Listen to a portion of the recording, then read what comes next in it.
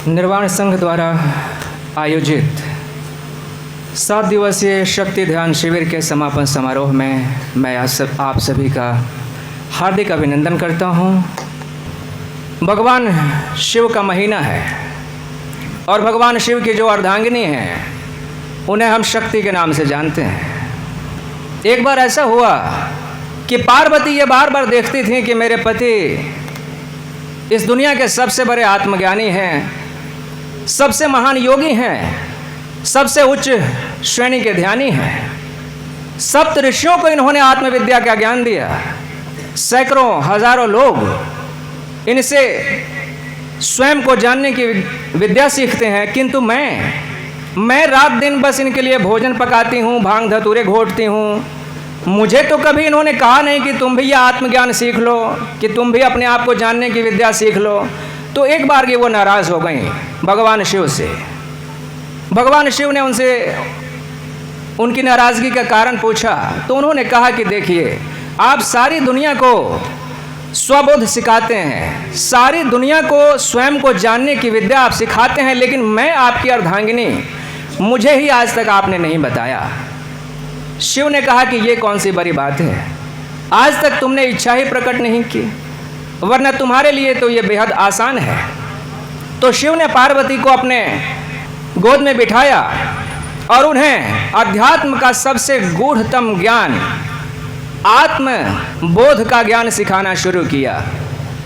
शिव ने अपने को जानने की जितनी विधियां हो सकती थीं, वो सारी विधियां एक एक करके देवी को सिखा दी। 112 ध्यान की विधियां शिव ने पार्वती को सिखाई। उन 112 विधियों को जानने के बाद पार्वती अब साधारण स्त्री नहीं रह गई थी, अब वो शिव की अर्धांगिनी शक्ति हो गई थी। उन्होंने स्वयं को जान लिया था अपने भीतर उतर के। अर्धनारीश्वर की संकल्पना वहीं से शुरू हुई थी। तो शक्ति ध्यान शिविर के पीछे मेरा जो उद्देश्य था वो ये था कि हम सभी ये जानते हैं कि स्त्री शक्ति है, लेकिन क्या ये बात हम मानते हैं अपने व्यवहार में? क्या अपने बर्ताव में इस बात का हम आचरण करते हैं? आज की मेरी बातचीत विशेष रूप से पुरुषों से है। स्त्रियों को जो सिखाना था वो 7 दिनों में मैं सिखा चुका, लेकिन स्त्रियों की जो व्यथा मैंने सुनी, उन्होंने कहा कि कुछ बातें तो पुरुषों को भी बताई जानी चाहिए। मैंने कहा कि अवश्य। शिविर के अंतिम दिन समापन समारोह में आप ज़रूर उपस्थित हों। मैं विशेष रूप से पुरुषों को ही संबोधित करने वाला हूं। तो मैं आपसे पूछता हूं कि आप सभी मेरे पुरुष मित्र, आप मुझे ये बताइए कि इस भारत देश में साल में हम कई बार नवरात्रे मनाते हैं, हम देवी को 108 रूपों में पूजते हैं, हम स्त्री को देवी कहते हैं, लेकिन क्या हम अपनी स्त्री के साथ, अपनी माँ के साथ, अपनी बहन के साथ, अपनी पत्नी के साथ इस तरह का आचरण करते हैं जिससे कि हम उसे देवी मानते हों? कह गए मनु महाराज, यत्र नार्यस्तु पूज्यन्ते रमन्ते तत्र देवता। जहाँ नारी की पूजा होती है, जहाँ नारी का सम्मान होता है, वहाँ देवता निवास करते हैं। ये इसी देश की कथा है, लेकिन इस देश की एक दूसरी कथा भी है, और वो कथा ये कहती है कि इस देश में स्त्रियां घरेलू हिंसा का शिकार होती हैं। वो अपने घर में मार खाती हैं, पति के हाथों, देवर के हाथों, कई बार तो ससुर के हाथों और भसुर के हाथों भी।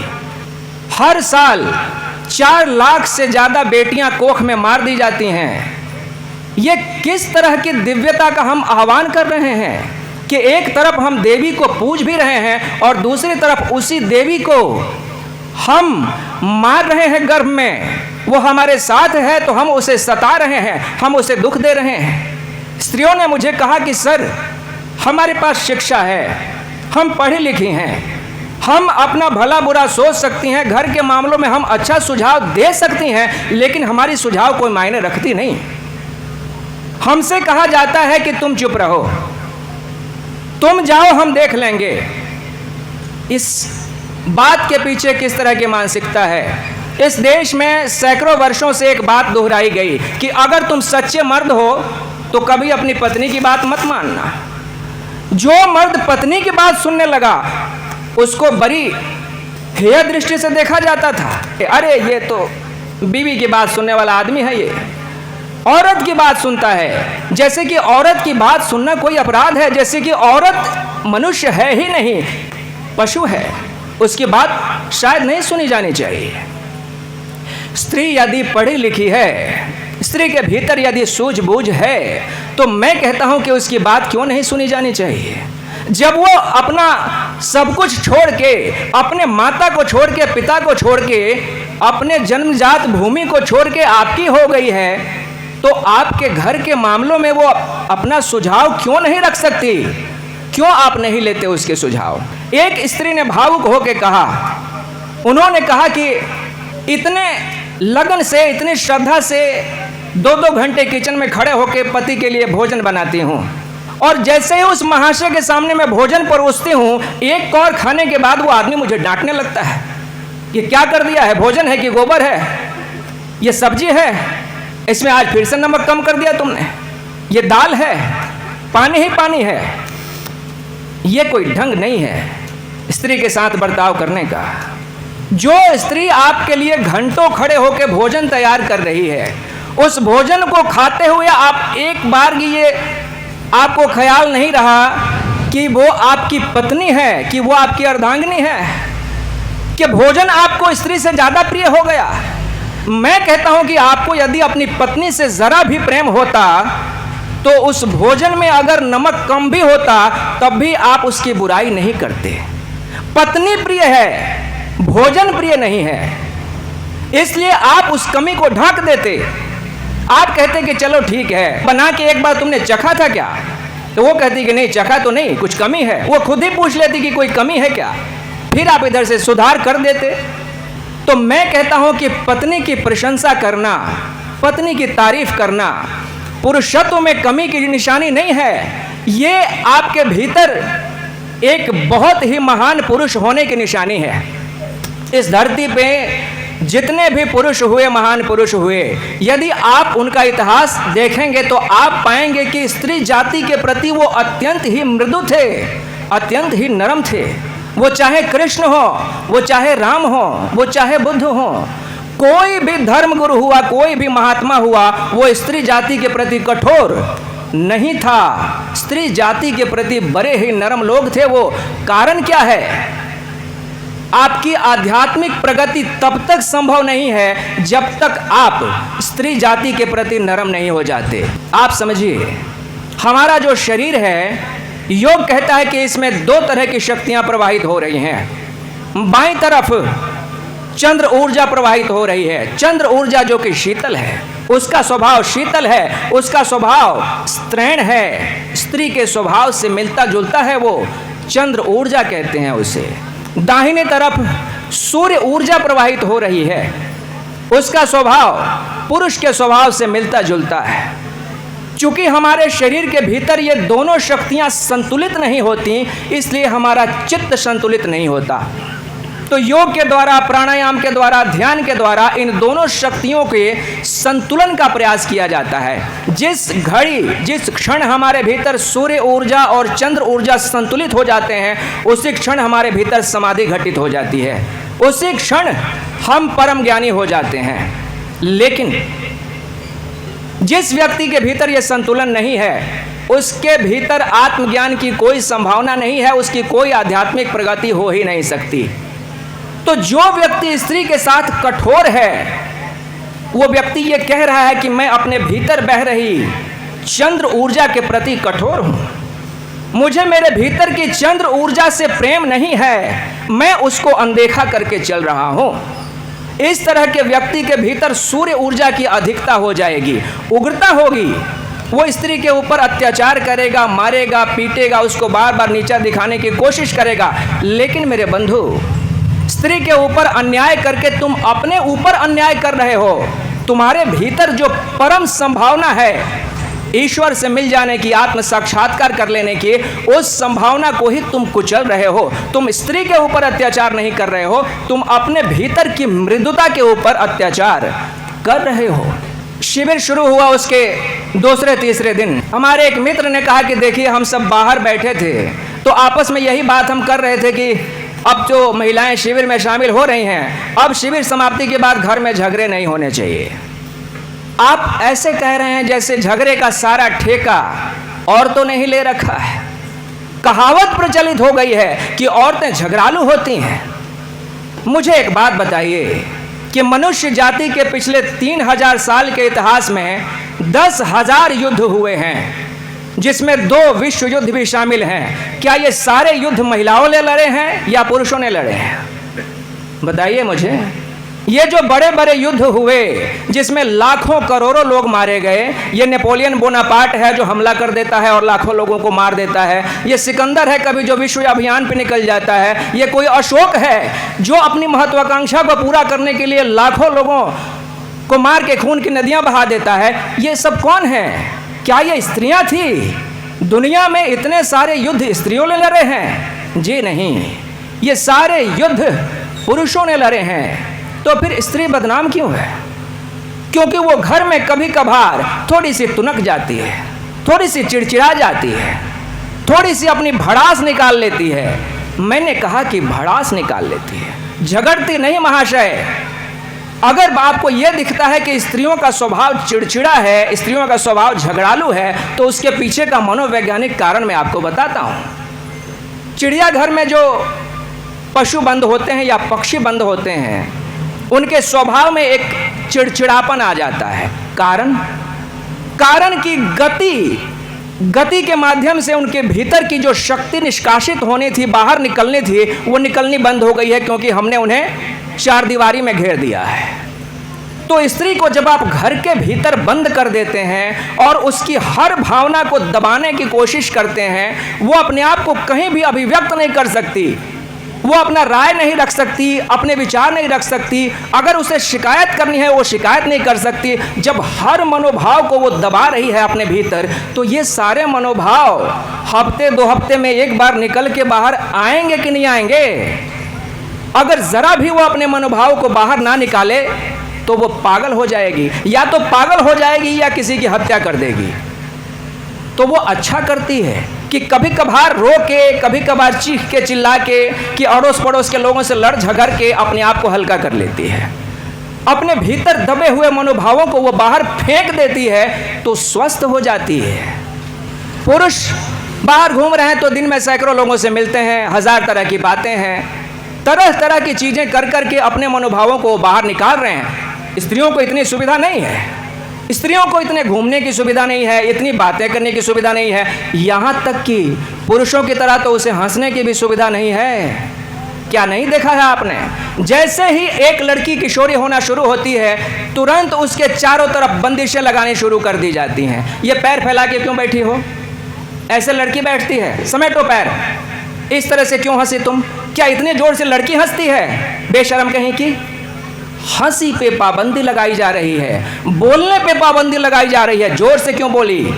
लड़की को जोर से नहीं बोलना चाहिए, लड़की को बात बात में नहीं बोलना चाहिए, बात बात में टोका टाकी नहीं करनी चाहिए। इस तरह से कदम कदम पे उसके सारे मनोभावों को यूं हम घेरते चले जाते हैं कि बेचारी चिड़चिड़ी हो जाती है, शिकायतों से भर जाती है। मनोवैज्ञानिक कहते हैं कि हर स्त्री अपने पति को सोते समय जो दिन भर की शिकायतें सुनाती है ना, वो पति महाशय को चुपचाप सुन लेनी चाहिए। ये दुनिया की सारी स्त्रियां करती हैं। आप रात को खाना खा के सो के जब बिस्तर पे सोने जाते हैं, पत्नी जब बगल में लेटती है तो वो अपनी कथा शुरू करती है अब कि आज तुम्हारी माँ ने वो पड़ोस वाली काकी मिली थी, उससे जाके मेरी बुराई की है। बताओ, इतनी सेवा करती हूँ इनकी, उसके बाद भी ये सुधरने वाली नहीं है। अब आपको गुस्सा आ रहा है क्योंकि माँ की बुराई हो रही है, लेकिन समझने वाली बात यह है कि वो बुराई नहीं कर रही है, वो बस अपने मनोभाव बाहर निकाल रही है। अब आपकी माँ से लड़ झगड़ के उनको दुखी करना उसे पसंद नहीं है, इसलिए आपसे कह के अपने आप को हल्का करने की कोशिश कर रही है। तो दिन भर की जो कथा व्यथा वो सुनाती है पुरुष को, वो बस अपने मनोभावों को निकाल के अपने को हल्का कर लेना चाहती है, और कोई बड़ा उद्देश्य उसका नहीं होता। वो कोई विश्व युद्ध नहीं छेड़ना चाहती। विश्व युद्ध पुरुषों को मुबारक, स्त्री को तो बस अपने घर बार से मतलब होता है।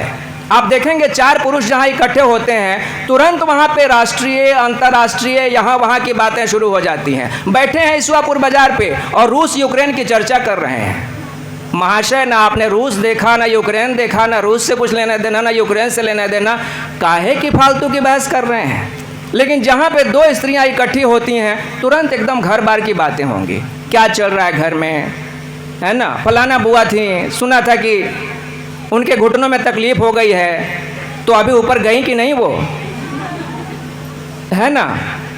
स्त्री जो है परिवार के विषय में चर्चा करना पसंद करती है, परिवार को लेके चिंतित है। पुरुष जो है वो परिवार को छोड़ के बाकी सारी दुनिया की बातें करना पसंद करता है, निरर्थक बातें जिनका कोई अर्थ निकल के आने वाला नहीं है।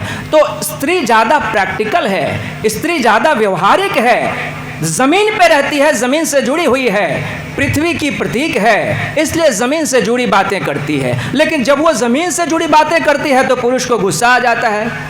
पुरुष बेचारा हवा में तैरते रहना चाहता है। स्त्री जब भी खींच के ज़मीन पे लाने की कोशिश करती है तो पुरुष को क्रोध आ जाता है। तो ये बातें ठीक नहीं है। कुछ बातें हैं जैसे आप समझिए, मैं बताता हूँ। पुराने जो संत थे उन्होंने बार बार अपने धर्म ग्रंथों में और अपने उक्तियों में नारी की निंदा की। किसी ने नारी को नरक का द्वार कह दिया, तो किसी ने कह दिया कि भाई नारी की झाई परत अंधा होत भुजंग, मतलब परछाई भी पड़ जाए औरत की तो भुजंग यानी सांप जो है वो अंधा हो जाए। तो कबीरा तन की क्या गति नित नारी के संग, और इसी नारी के संग तुम बैठते हो उठते हो रात दिन, तो तुम्हारे तन की क्या गति होगी। ढोल गंवार इत्यादि न मालूम क्या क्या कैसे कैसे चीज़ों से तुलना कर दी गई। किसी ने पशु से तुलना कर दी, तो किसी ने किसी और चीज़ से तुलना कर दी।